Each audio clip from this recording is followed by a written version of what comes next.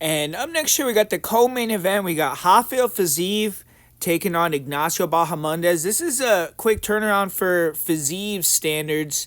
Might not necessarily be like a super quick turnaround in general, but he usually takes a long time in between fights. He's had injuries, so good to see him get back in the cage pretty quickly. But having said that, I did see on Twitter today, I don't know how trustworthy the source is, but they said this fight was canceled, so we'll see if that ends up being true. But gonna break it down anyways.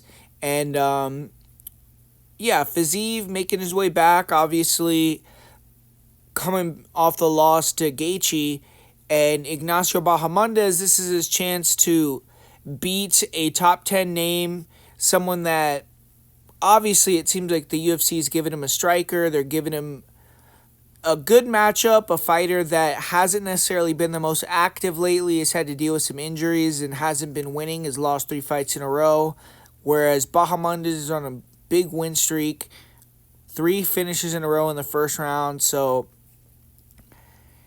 I think that's what makes this fight tricky for me, because honestly, stylistically, from a fight perspective, I think it's a good matchup for Fiziev, because I've never been as impressed with Bahamondes as other people. The guy has amazing striking, great kicks. He's dynamic. He can counter off the back foot, but I don't think he's the fastest fighter. I feel like the weight cut depletes him a little bit, and we've seen shorter, more compact, explosive guys like Ludovic Klein, even Makdessi, where they could land on him and rock him.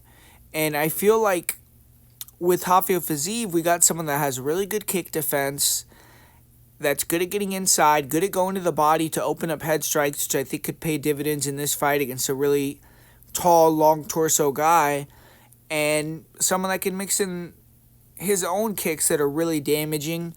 And on top of that, I think Fiziev has the better wrestling and grappling game. I know Ignacio got that submission off his back in his last fight, but honestly, I didn't like that fight from Ignacio, man. Like, Jalen Turner obviously was a little checked out. He retired after the fight and everything like that, but he came out hard and was pressuring Ignacio and forced a bad shot where Ignacio pulled guard, and then he got the triangle off his back. But I hope that he doesn't feel as if he's a jiu-jitsu wizard now and he's just going to submit Fiziev from bottom. If Fiziev starts pressuring him, he could pull guard, and I just don't think that would be a smart strategy. Fiziev is very explosive.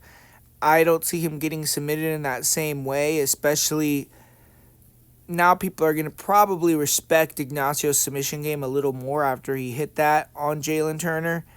And yeah, so personally, I didn't like that. So I feel like if Rafael Fiziev could pressure hard and draw out bad shots from Ignacio, maybe he could just get on top and lay on him and get that much needed win without having to face as much danger. But obviously with Bahamondes, he's going to want to try to pull Fiziev into his sharp shots and then ultimately get his range where he could keep him at the end of his shots and not let him get on the inside and be more in boxing range. And Ignacio's been really good with his crackback counters, and his kicks are really good. He's going to be higher volume. So I want to say Ignacio wins just because of the direction both their careers are going, but I just feel like this is a good matchup for Fiziev on paper. I think that if he gets on the inside and he can go to the body and he could make Ignacio potentially shoot those takedowns like he did versus Turner and get on top, he could win a decision here pretty easily, or he could even catch Ignacio and knock him out. So I'm leaning more towards Fiziev here in this fight, and I'm going to go with the upset.